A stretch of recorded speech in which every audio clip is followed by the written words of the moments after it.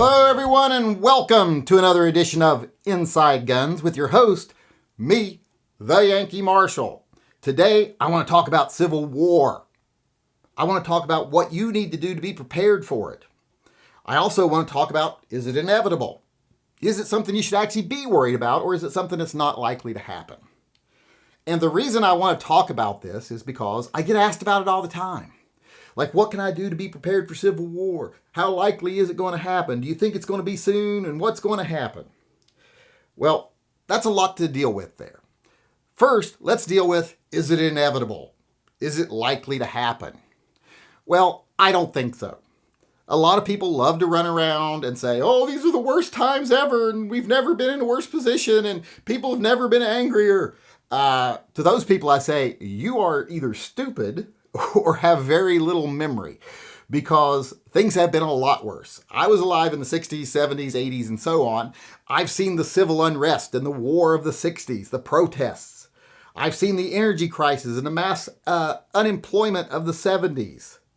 I have seen, the soaring interest rates of the 80s and the financial crisis that came in the 80s. I've seen the increasing and explosive violence of the 90s. Drug trade, etc. Things have been a lot worse than they are now. In fact, nowadays, I think we're finally fixing some of the old stuff that we did wrong. So I do see some progress these days.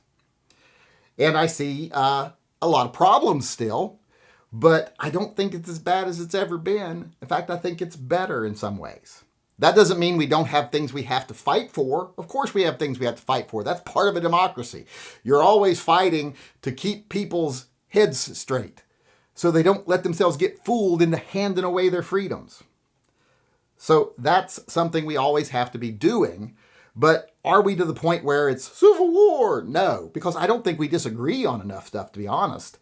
I think if most people let themselves talk to each other, if they actually were willing to talk to each other and stop letting politicians tell them what they're angry about, they'd realize they agree on 95% of the stuff, and the 5% of the stuff they disagree on, they could either work it out or agree to disagree. But most people don't want to do that right now. They want to focus on the little things because that keeps the people in power. It protects the status quo. But like I said, definitely not the worst of times. So I don't see Civil War as something that's inevitable. And I don't see it as something that you should be hoping for. And we'll touch on that more here in a minute. But let's talk about if there was a Civil War. What do you do? What do you need to do to be prepared? Well, I think the only thing you really need to do is be skillful, for one, and be educated. There's no amount of ammo you have to stock. There's no certain rifles you have to stock. There's no amount of food you have to stock. Because let's face it, if there is a civil war, there's going to have to be an organized structure to provide support for that civil war, or there's no chance. The people rebelling, if they don't have at least enough support to have a system in place, you're not going to survive. It's not going to be an army of loners. You have to be able to function in a unit. You have to be part of a militia. We're really going to have to come together in some ways. It doesn't have to be massive amounts of people, but there is going to have to be some support. So it never hurts to have materials, but be capable. Know how to maybe do a little bit of bushcraft. Know how to shoot straight. How to maintain your firearm. Know tactics. That's what you really need to do more than anything else. Just be prepared to be a soldier if you have to be. That's the thing I think a lot of people miss out on. They think, I got 12 ARs and 20,000 rounds of ammunition, and I'm 420 pounds and 5'9", but I'm prepared because of the stuff I got stocked. I got 1 million cans of peaches. Even though I got high blood pressure and I'm overweight and, haven't walked a mile in years, I'm prepared. No, you're not. The number one thing you can do is be prepared to be a soldier. Because like I said, you're going to have supply chains in effect. Remember, during the Civil War, both armies had the power of their prospective states behind them. It wasn't like they were a small little group of guerrilla warriors trying to make a change. Now, I'm not saying guerrilla warfare can't work in some ways. If you want to talk about that, if America started getting to a point where a group of people through guerrilla warfare tried to change the hearts and minds of people, that could still happen. But here's the thing. In those cases, you have to make sure to be right. That's the number one thing. You can't be someone who's just throwing a temper tantrum because you don't like the way things are going. Like you don't like gay marriage or you don't like abortion bans or whatever. You have to be right. If you're wrong, you're never going to win people over. All you're going to do the first time you start to be a problem, first time, someone's regularly scheduled programming gets interrupted because you blow something up, they're going to tell the government, you need to go kill all these people right now. I don't care if you have to sacrifice, a few thousand acres of each state or a couple of states. Get them. You have to be right. You have to be able to win the hearts and minds of people. You have to have allies on the front lines and in everyday life. People that are not openly part of the rebellion, but are willing to help you, to aid and abet, because you're right. Same thing like in the American Revolution. People think, a tiny percent of Americans rose up with their own rifles and stood on a rock with their rifle above their hand and said, I am the enemy, I'm going to take down England. That didn't happen. The American Revolution succeeded because a small number of people were actually conscripted into service. A large number of people actually supported them behind the scenes, even though they were smart enough to not say that. If the British troops showed up at George Washington or Jefferson's estates and said, hey, are you part of this pesky rebellion? They'd have went, fuck no. Yeah, all hail England. They're not stupid. They're not going to sacrifice themselves right then and there for nothing. So many people don't seem to understand that. They have a real misconception of how the American Revolution happened, how the Civil War happened. It wasn't guerrilla soldiers. And in the American Revolution, if we didn't have the French, the Spanish, the Netherlands, etc., on our side, we would have never been able to do what we did. If we didn't have the support of the majority of people on the ground that were willing to lie and aid and abet, we never would have been successful. So people have these huge misconceptions of how things like this have happened through history. The one man is an island, like I am an army kind of crap. No, you're going to be part of an army. You need to be a soldier. That's the best way you can be prepared. Also, don't hope for civil war. If you're hoping for civil war, you've got the wrong mindset and you're probably not on the right side.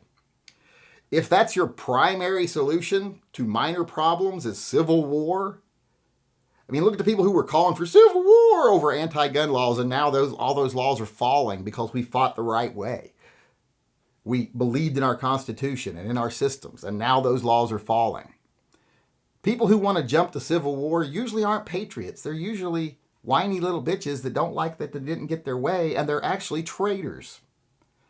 If you turn on America and its citizens simply because you don't like something politically or you don't like something socially, well, then you're not a patriot. You're a pissy little bitch and you're a traitor. So make sure that the things you want to go to war over are worth going to war over and that you are on the right side. That's one of the most important things about a civil war, is that you're on the right side. Because if you don't win over, like I said, the hearts and minds of people, you're not going to succeed. And that's something we need to work on a lot in the gun community now. And I'm not saying, kiss the ass of anti-gunners. I'm just saying be more accepting, be more vocal, be more active in a positive way. Win people over to the right side.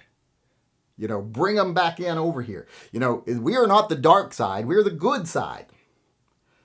So work harder on bringing more people over and letting them see that we're the good guys. And sometimes all this Civil War talk and all this stuff, it clouds the issue. It makes people think we're the bad guys.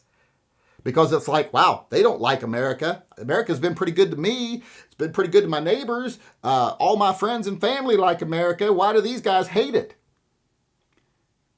That's what we risk sometimes when we're so anxious for civil war. We don't come across as patriots. We come across as America haters, freedom haters, when freedom is really our number one concern, I think.